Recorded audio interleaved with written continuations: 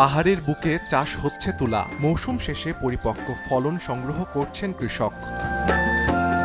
একসময় দেশের পার্বত্য অঞ্চলে তুলা চাষ হতো, এজন্য নাম ছিল কার্পাস মহল। সময়ের পরিবর্তনে তুলার পরিবর্তে বাড়ছে তামাক চাষ। সম্প্রতি পার্বত্য চট্টগ্রাম উন্নয়ন বোর্ড তুলা চাষ সম্প্রসারণের জন্য প্রকল্প নিয়েছে। উপযোগী আবহাওয়া, ভালো ফলন ও ভালো দাম পাওয়ায় তুলা চাষে আগ্রহ বেড়েছে চাষিদের। রাঙামাটির কৃষক এখন ব্যস্ত হোয়াইট গোল্ড এক জাতের তুলা সংগ্রহ করে বাজারজাত করায়। 8 মনের মতো তুলা পাইছি, আর বাগবাগি তুলা আছে, ওই তুলা তুললে সম্ভবত 3 মনের মতো পেতে পারি। আবার ট্রেনিং নেওয়ার পর আমরা তুলা চাষ করেছি, তারপর দামটাও বলে দিছে, এবার নাকি ন্যায্য মূল্য দাম দেবে।